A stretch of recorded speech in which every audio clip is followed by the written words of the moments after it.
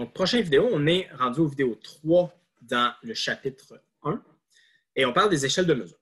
Donc, facile de confondre échelle de mesure et type de variable. Donc, attention, on a fait les classifications de variables, quantitatives, qualitatives, et on peut dire qualitative nominale, quantitative ordinale ou quantitative discrète, quantitative continue. Revoyez tout ça dans la vidéo précédente. Et là, on arrive aux échelles de mesure. Mais les échelles de mesure, c'est une façon de déterminer comment on peut comparer entre elles les différentes variables, les différentes valeurs des variables qu'on obtient. Donc, dans une variable nominale, il y a un certain type de comparaison qu'on peut faire. Dans une variable ordinale, bien, il y a d'autres types. Donc, pour une variable nominale, ce qu'on dit, c'est qu'on va juste associer un code numérique à chaque catégorie sans relation d'ordre. Il n'y a pas d'ordre dans une variable nominale. En passant, celle-là, c'est seulement les variables nominales. Celle-là, c'est seulement les variables qualitatives ordinales, sauf si on impose une échelle de mesure par la façon qu'on a créé notre sondage. On va voir des exemples de ça possiblement dans les exercices. Ici, bien, ce qu'on peut faire, simplement, c'est différencier les catégories au moyen d'un code. Il n'y a pas de relation d'ordre. On ne peut pas dire plus grand, plus petit. Et on ne peut pas effectuer non plus d'opérations mathématiques. Vous verrez ce qu'on veut dire par ça juste après. Donc, pas de relation d'ordre. Tout ce qu'on peut dire ici, c'est si-tu pareil, si-tu pas pareil. Et si-tu égal ou si-tu pas égal. Par exemple, le sexe. On ne peut pas dire il y en a un qui est supérieur à l'autre ou il y en a un qui est plus élevé que l'autre. Okay? Dans la perspective que les deux sexes sont égaux, ben, il n'y a pas de relation d'ordre ici. Donc, variable ordinale ici, c'est associer un code numérique à chaque catégorie pour obtenir un nom. Bien, la variable qualitative ordinale et certaines variables quantitatives permettent et toutes les variables quantitatives, c'est-à-dire permettent d'établir une relation d'ordre. Ce qu'on veut dire par ça, c'est différencier et ordonner les catégories. Et par contre, on ne peut toujours pas effectuer d'opérations mathématiques. Donc, on peut faire encore égal, pas égal. Ça, c'est différencier. Mais on peut ajouter plus grand et plus petit. Ou plus petit et plus grand. Les exemples ici, c'est le rang. Par exemple, tu es arrivé premier, deuxième. Et on peut... mais le rang, tu es arrivé premier, deuxième, mais on ne peut pas dire que tu es arrivé à quel point en avant de l'autre. Okay? On est seulement capable de dire ben, tu as scoré mieux. Tu es arrivé premier, deuxième. Donc, ensuite, le rang, le degré de satisfaction encore, c'est une autre variable où on aurait une échelle de mesure ordinale. Degré de satisfaction. Bref, les mêmes que pour les variables qualitatives ordinales. Maintenant, qu'est-ce qui change dans les échelles de mesure pour les variables quantitatives? Bien, on va avoir les possibilités suivantes. On va pouvoir soit comparer deux valeurs à l'aide de la soustraction, mais non de la division, ou bien on va pouvoir comparer deux valeurs à l'aide de la division. Qu'est-ce que ça veut dire vraiment, la différence entre échelle d'intervalle et de rapport? Comme on voit dans les deux, c'est des variables quantitatives toutes les deux. Parce qu'on est en train de faire des calculs. On est en train de dire telle valeur est plus grande ou plus petite que celle-là, mais on est en train de dire plus que ça. On est en train de dire telle valeur est plus grande ou plus petite, mais aussi de combien plus grand ou plus petite. Okay? C'est ça qu'on veut dire par des opérations mathématiques. Donc, on est encore capable de dire égal, pas égal. On est encore capable de dire plus petit, plus grand. Mais maintenant, on est capable de dire plus ou moins. On est capable de dire de combien plus grand, de combien plus petit. Ici, quels sont les exemples de variables d'échelle d'intervalle? Bien, l'exemple classique, ça va être la température. Vous allez voir pourquoi on prend cet exemple-là. Température.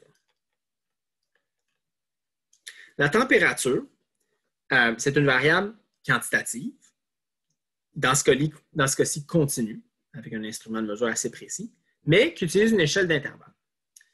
Un exemple d'échelle de rapport pour essayer de distinguer, c'est par exemple la taille ou la longueur de quelque chose. Longueur. Qu'est-ce qui est la différence fondamentale entre ces deux échelles-là? Bien, ici, je peux faire tout ça, tandis qu'ici, je peux seulement faire ça.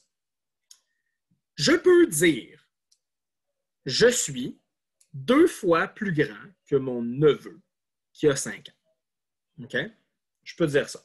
Moi, je mesure, disons, 2 mètres, lui, il mesure 1 mètre. Je suis 2 fois plus grand. Je ne mesure pas 2 mètres. Là. Voilà. Par contre, ici, donc ça, c'est le foie qui est là. Je mesure 2 fois plus grand.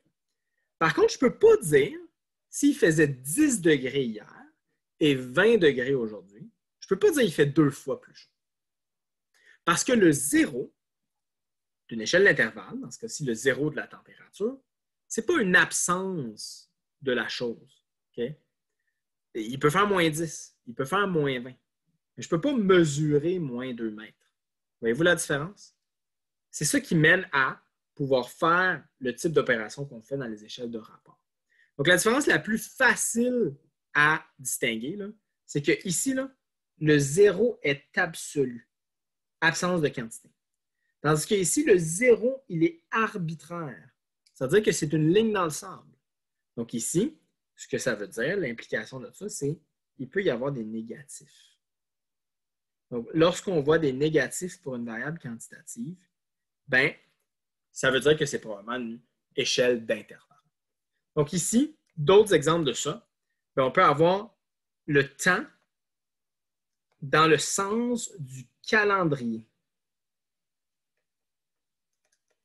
C'est-à-dire qu'on peut avoir l'année moins 1000. On peut avoir l'année 1000. Parce que le zéro, qui est la ligne dans le sable, c'est la naissance de Jésus-Christ. Ici, l'altitude, c'est un autre exemple. Il n'y en a pas tant que ça des exemples d'intervalle. La plupart, c'est de rapport. Altitude, parce qu'on peut avoir, par rapport au niveau de la mer, on peut aller plus bas que le niveau de la mer, moins 100 mètres en bas du niveau de la mer. Par contre, ici, lorsqu'on parle du nombre de jours depuis quelque chose, on ne peut pas avoir moins 3 jours. Donc ici, le nombre de jours depuis un accident. Oups, le nombre de jours depuis un accident. Depuis accident. Ben, ça va être une échelle de rapport. 3 jours de plus ou 3 fois plus de jours, si on est rendu à 9 jours. Donc, ces distinctions-là, on va essayer de les faire encore une fois dans l'exercice suivant. De la même façon que précédemment, je vous invite à mettre la vidéo sur pause et moi, je vais donner les réponses. Donc là, évidemment, si vous vous êtes fait pogner, vous avez répondu aux questions Q1 jusqu'à Q6, qui n'était évidemment pas ce qu'il fallait faire. Ça, c'est le questionnaire qui a été donné dans le cadre de cette étude. Ce qu'il fallait faire, c'est identifier d'abord la population, l'échantillon, l'unité statistique, répondre si c'est un sondage ou un recensement, et ensuite remplir le tableau où on donne la variable, le type de variable et l'échelle de mesure. Donc, voilà le questionnaire. Je ne vais pas passer à travers. Vous l'avez lu. Par contre, ici, je vais répondre aux questions rapidement. La population étudiée, c'était l'ensemble des entraîneurs du centre Globo Gym. L'échantillon, c'était les 50 entraîneurs prélevés au hasard qu'on a questionnés. L'unité statistique, c'est donc un entraîneur. Et ici, est-ce que c'est un sondage ou un recensement? Mais évidemment, lorsqu'on parle d'échantillon, on parle d'un sondage. Donc, après ça, si on continue, pour chacune des questions, on devait donner la variable, on devait donner le type de variable et ensuite l'échelle de mesure. Donc ici, la variable, c'est le type d'entraînement, la première question. C'est une variable qui est qualitative, nominale, et par les réponses qu'on voyait, c'était juste des différentes modalités qu'on donnait, ce n'était pas des valeurs, et on ne peut pas les mettre en ordre. Et c'est une échelle de mesure nominale. Donc, je vous laisse mettre sur pause pour lire l'ensemble. Je ne vais pas le lire au complet, c'est un petit peu long. Et vous pourrez me poser des questions si vous avez des questions sur n'importe quoi en classe.